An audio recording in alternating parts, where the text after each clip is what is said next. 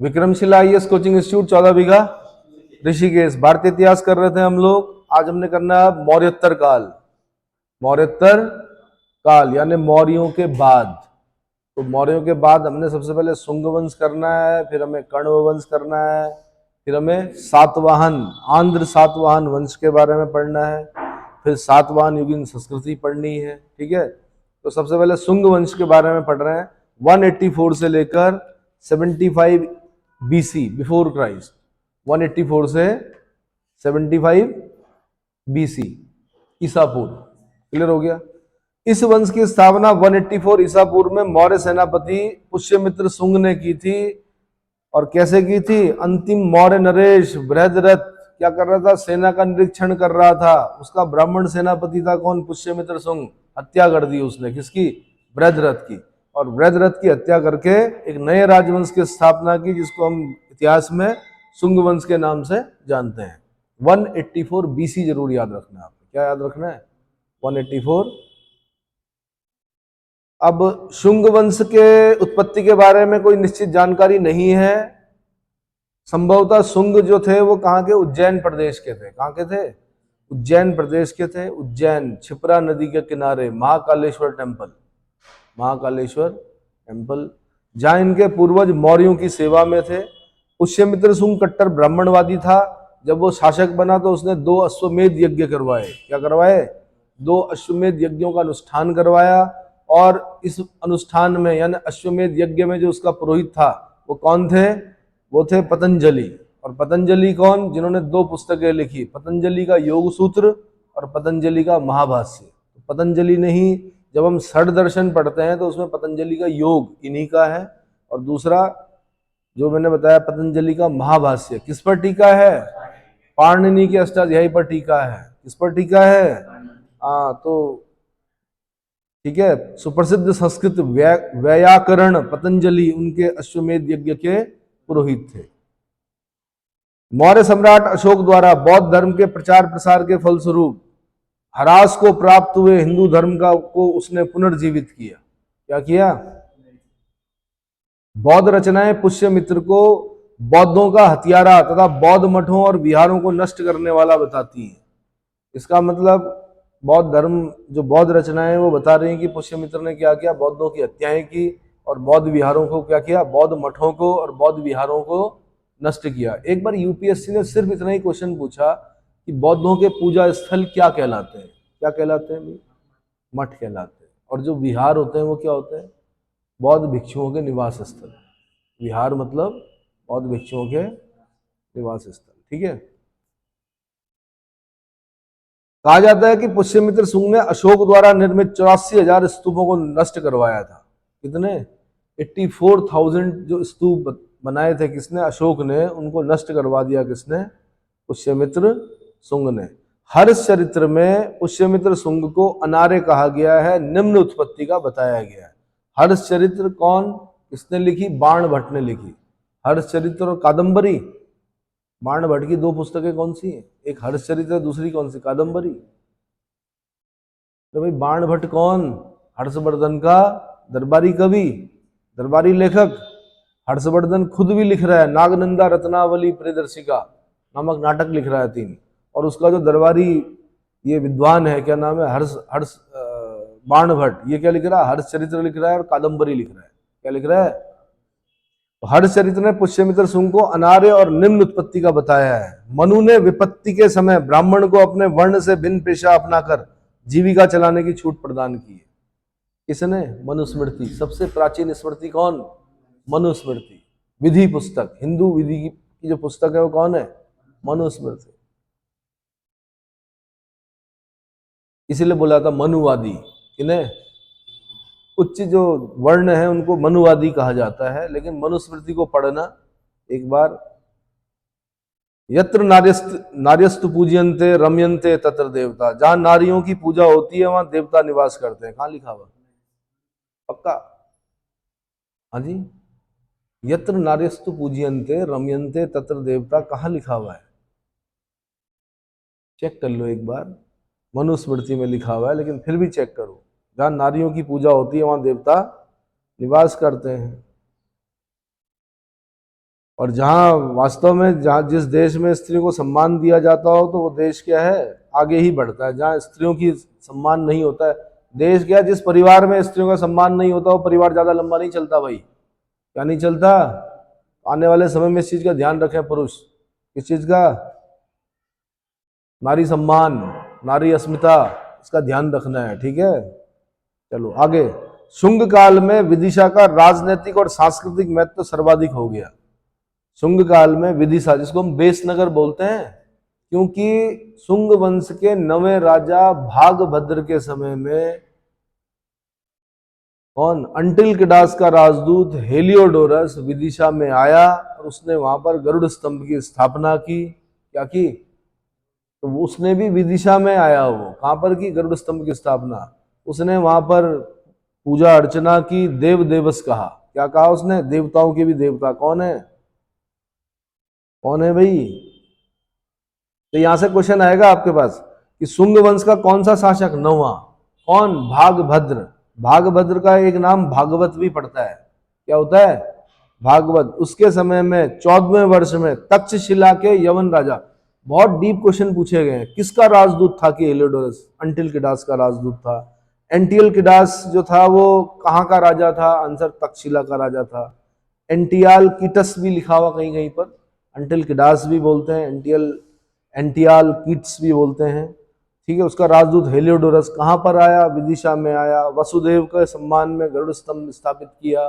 गरुड़ विष्णु का वाहन है, क्योंकि भगवान विष्णु का वाहन कौन है, इसलिए उसने गरुड़ स्तंभ की स्थापना की, ठीक है। वासुदेव की पूजा की, देव देवस कहा। शुंग काल में संस्कृत भाषा का पुनरुत्थान हुआ। इसका, इसके उत्थान में महर्षि पतंजलि का विशेष योगदान है। मनुस्मृति के वर्तमान स्वरूप की रचना इसी युग में हुई। हेलियोडोरस का गरुड़ स्तंभ हिंदू धर्म से संबंधित प्रथम प्रस्तर स्मारक है। अगर आपसे कोई क्वेश्चन पूछेगा कि हिंदू धर्म से संबंधित प्रथम प्रस्तर स्मारक कौन सा है, तो हेलियोडोरस का गरुड़ स्तंभ। कौन सा भाई? अशोक के जो शिलालेख हैं वो पुराने हैं इससे। अशोक के शिलालेख क्या है, किससे पुराने हैं? किससे? हेलियोडोरस के गरुड़ स्तंभ से, ठीक है। इस काल में भागवत धर्म का उदय हुआ तथा वासुदेव विष्णु की उपासना शुरू हुई। मौर्य काल में स्तूप कच्ची ईंटों और मिट्टी की सहायता से बनते थे, परंतु शुंग काल में उनका निर्माण पाषाण का प्रयोग किया गया। उनके निर्माण में इसका पत्थर का प्रयोग किया गया। कनिंघम महोदय ने 1873 में भरूच स्तूप का पता लगाया। क्वेश्चन बनेगा आपका कि भरूच स्तूप का पता किसने लगाया? Answer, Cunningham, Alexander Cunningham, 1873। उसकी वेस्टर्नी और तोरण द्वार अधिकांशतः गुप्त शुंग कालीन थे। वेस्टर्नी बोलता है रेलिंग को, चारों ओर वेस्टर्नी होती है ताकि नीचे ना गिरे, रेलिंग बोलते हैं जिसको। वेस्टर्नी और तोरण द्वार बड़ा द्वार होता है, अधिकांशतः क्या है? शुंग कालीन। तो भरूच स्तूप का तोरण द्वार और वेस्टर्नी किस काल के हैं? आंसर, शुंग काल के हैं।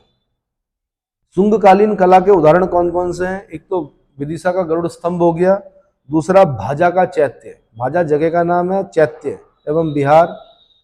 अजंता का नवा चैत्य मंदिर, अजंता का नवा चैत्य मंदिर। नासिक और कार्ले के चैत्य, नासिक और कार्ले के चैत्य। और मथुरा के अनेक यक्ष यक्षिणियों की मूर्तियां, मथुरा से जो यक्ष यक्षिणियों की मूर्तियां मिली हैं वो भी क्या मानी जाती है? शुंगकालीन मानी जाती है।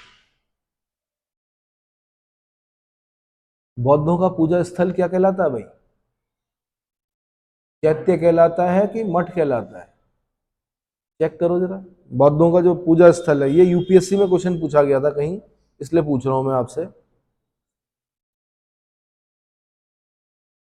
बौद्धों का पूजा स्थल, जल्दी ढूंढिए। चैत्य कहलाता है। क्या कहलाता है? चैत्य, मठ नहीं, चैत्य कहलाता है। ये आईएएस में क्वेश्चन पूछा गया और इसका आंसर यही था, चैत्य। अभी थोड़ी देर पहले जो मैंने बताया उसको सही कर देना। चैत्य होता है पूजा स्थल। क्या होता है? विहार जो होता है वो मॉन्क्स के रहने के लिए होते हैं, ठीक है, बुद्धिस्ट मॉन्क्स जो होते हैं। उसके बाद कण्व राजवंश आता है 75 से 30 ईसा पूर्व। छोटे छोटे हैं, ज्यादा लंबा शासनकाल नहीं है। तो शुंग वंश का अंतिम सम्राट कौन था? देवभूति था। उसकी हत्या कर दी किसने? उसके सचिव वासुदेव कण्व ने कर दी और एक नए राजवंश की स्थापना की, जिसको क्या बोलते हैं? कण्व राजवंश बोलते हैं। इस घटना का उल्लेख कहां पर मिलता है? हर्ष चरित्र में मिलता है। हर्ष चरित्र में बाणभट्ट लिखता है कि शुंग वंश के अंतिम राजा देवहूति की हत्या कर दी। किसने? उसके सचिव, उसके सेक्रेटरी, कौन? वासुदेव कण्व ने। ठीक है, शुंगों के समान यह भी एक ब्राह्मण वंश था। वासुदेव ने कुल 9 वर्षों तक शासन किया। तदोपरांत 3 राजा हुए, भूमिपुत्र, नारायण और सुशर्मा। कौन कौन हुए? भूमिपुत्र हुआ, नारायण हुआ, सुशर्मा हुआ, जिन्होंने क्रमशः 14, 12 और 10 वर्षों तक राज्य किया। सुशर्मा इस वंश का अंतिम शासक था।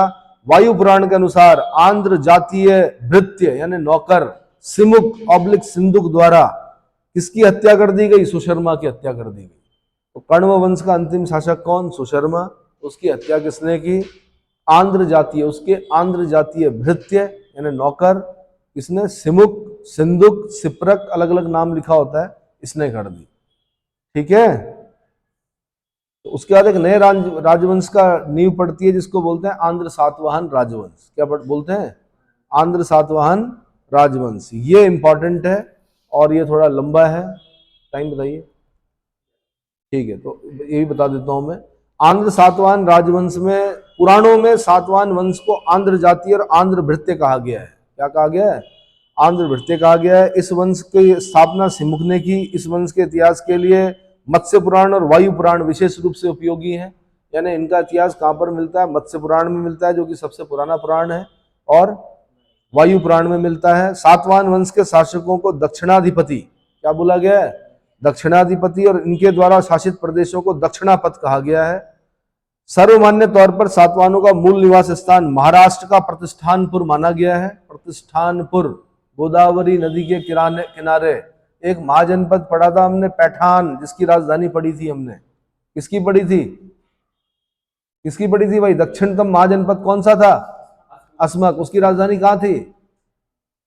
अस्मक की पैठान थी। कोटन, पैठान, अलग अलग नाम मिलते हैं, तो वही है प्रतिष्ठान। अब उसका नाम क्या है? प्रतिष्ठानपुर माना जाता है। सिमुक को प्रथम सातवाहन शासक माना जाता है। तो सब पहला सातवाहन शासक कौन हुआ? सिमुक। अब इसके बाद आता सातकर्णी फर्स्ट। इस वंश का प्रथम योग्य शासक था। इसकी उपलब्धियों का ज्ञान नागनिका या नायनिका के नासिक अभिलेख से प्राप्त होता है। नागनिका या नायनिका जो है वो पुत्री है, वो लिख रही है नासिक अभिलेख। कौन सा? उसमें सातकर्णी फर्स्ट के बारे में क्या कुछ जानकारियां प्राप्त होती हैं। इसने दक्षिणापथपति और अप्रतिहत चक्र जैसी महान उपाधियां धारण की। उत्तराखंड पीसीएस में पूछे जाते हैं भाई ऐसे क्वेश्चन। अप्रतिहत चक्र और दक्षिणापथपति जैसी महान उपाधियां धारण करने वाला सातवाहन शासक कौन था? Answer Satakarni first. पुराणों में सातकर्णी फर्स्ट को कृष्ण का पुत्र कहा गया है। अब बड़ा चढ़ा कर कह दिया, कृष्ण का पुत्र कहा गया है। इसने 2 अश्वमेध यज्ञ और 1 राजसूय यज्ञ का अनुष्ठान किया। अब जो जो अश्वमेध यज्ञ कराएगा ना, उनका नाम ध्यान रखना आपने। पुष्यमित्र शुंग ने 2 अश्वमेध यज्ञ करा दिए। आपके ये क्या नाम है इसका, सातकर्णी फर्स्ट ने 2 अश्वमेध यज्ञ और 1 राजसूय यज्ञ करा दिया। गुप्तों में 4 अश्वमेध यज्ञ कराए जाएंगे। ठीक है, फिर एक होगा कितने, 18 अश्वमेध यज्ञ कराएगा। कौन? मयूर शर्मन। किस वंश का? कदम्ब डायनेस्टी का मयूर शर्मन। ये आईएएस का क्वेश्चन है। 18 अश्वमेध यज्ञ। कदम्बों की राजधानी कहाँ थी? बनवासी। कदम्बों की राजधानी कहाँ थी? कदम्ब एक डायनेस्टी है, उसमें एक राजा हुआ मयूर शर्मन। 18 अश्वमेध यज्ञ। कितने? ठीक है भाई। तो सातकर्णी फर्स्ट ने गोदावरी नदी के तट पर स्थित प्रतिष्ठान को अपनी राजधानी बनाया। किसको? प्रतिष्ठानपुर को अपनी राजधानी। किस नदी के तट पर था? यह भी क्वेश्चन बना। आंसर गोदावरी। ठीक। सातवाहन शक्ति का तीन सदियों यानी 300 वर्षों तक निरंतर उत्कर्ष होता रहा। 300 सालों तक चला इनका शासनकाल। इतने दीर्घ काल तक भारतीय इतिहास के किसी भी अन्य राजवंश ने अबाध रूप से शासन नहीं किया। 300 सालों तक अबाध रूप से, यानी पिता के बाद उसका पुत्र, उसके बाद उसका पुत्र शासन करता रहा। सातकर्णी प्रथम ने मालव शैली की गोल मुद्राएं और अपनी पत्नी के नाम पर रजत मुद्राएं उत्कीर्ण कराई। उसके बाद हुआ एक हाल। एक राजा कौन हुए? हाल। बड़े विद्वान राजा थे। यदि प्रारंभिक सातवाहन राजाओं में के युद्ध में सातकर्णी प्रथम तो शांति में हाल महानतम था। अगर युद्धों में हम सातकर्णी प्रथम का नाम लेते हैं तो जो विद्वता है, विद्वता मतलब विद्वान व्यक्ति जो होगा वो शांति प्रिय होगा। विद्वता और शांति में किसका नाम लिया था? हाल का। अब हाल क्यों इंपॉर्टेंट है? हाल बड़ा कवि था, कवियों और विद्वानों का आश्रयदाता था। गाथा सप्तशती नामक प्राकृत भाषा में उसने एक मुक्तक काव्य की रचना की। किसकी? अब आपसे पूछेगा गाथा सप्तशती किसने लिखा? आंसर, हाल ने लिखा। क्या है ये? प्रेम काव्य है। कैसा है? मुक्तक काव्य है। प्रेम काव्य या मुक्तक काव्य। गाथा सप्तशती की रचना किसने की? हाल ने। अब अगर राजा विद्वान होगा तो उसके दरबार में और विद्वान भी होंगे, तो उसके राज दरबार में दो विद्वान हैं। कौन कौन? कौन कौन भाई? एक तो है गुणाढ्य। कौन है? गुणाढ्य। और दूसरे हैं उसके दरबार में कौन? सर्ववर्मन। सर्ववर्मन। गुणाढ्य ने क्या लिखा? वृहत कथा लिखी। गुणाढ्य ने क्या लिखी? वृहत कथा लिखी। किस भाषा में लिखी? पैसाची भाषा में लिखी। किस भाषा में? पैसाची भाषा में लिखी। और सर्ववर्मन ने क्या लिखा? कातंत्र लिखा। सर्ववर्मन ने क्या लिखा?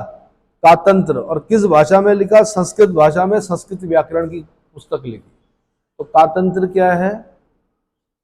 संस्कृत व्याकरण की पुस्तक है। तो अब जितनी भी व्याकरण होंगी उनको अलग से याद करना। आप जैसे मैंने बताया पाणिनि की अष्टाध्यायी संस्कृत व्याकरण का ग्रंथ, चंद्र गोमिल का चंद्र व्याकरण वो भी संस्कृत व्याकरण है। कातंत्र किसका? सर्ववर्मन का कातंत्र, ये भी क्या है? संस्कृत व्याकरण है। लेकिन कौन सा?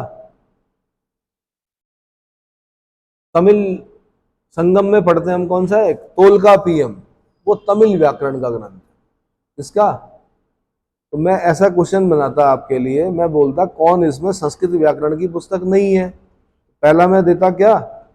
क्या देता? अष्टाध्यायी, पाणिनि की अष्टाध्यायी। दूसरा ऑप्शन में देता चंद्र गोमिल का चंद्र व्याकरण। तीसरा ऑप्शन देता मैं कातंत्र। किसका? सर्ववर्मन का कातंत्र। चौथा ऑप्शन में देता कौन सा? तोलकापियम। तोलकापियर का तोलकापियम। आंसर होता तोलकापियम का तोलकापियर का तोलकापियम संस्कृत व्याकरण की पुस्तक नहीं है, तमिल व्याकरण का ग्रंथ है। इसका ग्रंथ है तमिल व्याकरण। क्लियर हो गया? अब ऐसे नाम मिलेंगे भाई आपको, जैसे नहीं पढ़ा आपने गंगा पुत्र भीष्म, कुंती पुत्र अर्जुन, ऐसे ही मिलेंगे आपको गौतमी पुत्र सातकर्णी। क्या मिलेगा? गौतमी पुत्र सातकर्णी। 106 से 130 ईसा पूर्व। 106 से उल्टा होना चाहिए भाई, एडी में आगे शायद हम। 106 से 130 ईस्वी। यह इस वंश का 23वां महानतम शासक था। 23वां महान शासक कौन था? गौतमी पुत्र सातकर्णी। उसने अपने आप को एकमात्र ब्राह्मण का शकों को हराया और क्षत्रिय शासकों का दर्प चूर्ण कर दिया। इसकी सैनिक विजयों की जानकारी इसकी मां गौतमी बलश्री के नासिक प्रशस्ति से मिलती है। किससे? अब ये प्रशस्तियां ध्यान रखना भाई। नागरिका के नासिक अभिलेख से सातकर्णी फर्स्ट के उपलब्धियों के बारे में पता चलता है। गौतमी बलश्री की नासिक प्रशस्ति से गौतमी पुत्र सातकर्णी के बारे में पता चलता है। क्लियर हो गया? जोगल थंबी मृद भांड जो कि नासिक से मिले हैं, से नेपाल के भारी संख्या में चांदी की मुद्राएं मिली हैं। 8000 चांदी की मुद्राएं मिली है नेपाल की। अब नेपाल कौन? नेपाल कौन? विदेशी शासक है नेपाल।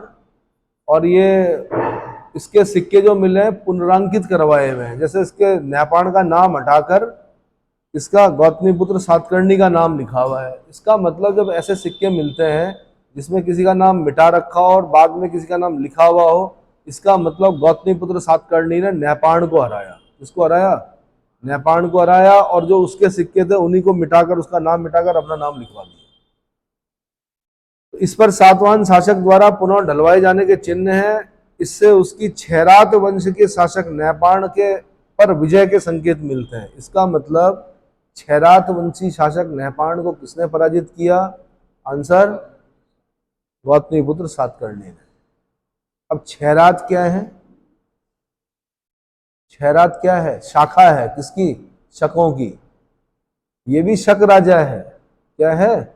शक शासक नहपाण। लेकिन जो इसकी जो शाखा है वो क्या है? क्षयरात। एक आपने पढ़ा रुद्रदामन, पढ़ा जूनागढ़ अभिलेख, वो किस वंश का है? वो भी शक है, लेकिन वो कार्दमक शाखा का है। किस शाखा का? अलग अलग शाखाएं हैं ना शकों की, हाँ, वो याद रखना। ठीक है। गौतमी पुत्र सातकर्णी ने वेणकटक स्वामी नासिक जिला की उपाधि धारण की और वेणकटक नामक नगर की स्थापना की। कहां पर की? नासिक के अगल बगल वेणकटक नामक नगर की स्थापना की और वेणकटक स्वामी की उपाधि धारण की। उसने बौद्ध संघ को अजकालकीय और कार्ले के भिक्षु संघ को करजक नामक ग्राम दान में दिए। बौद्ध संघ को अजकालकीय और कार्ले के भिक्षु संघ को करजक नामक ग्राम दान में दिए।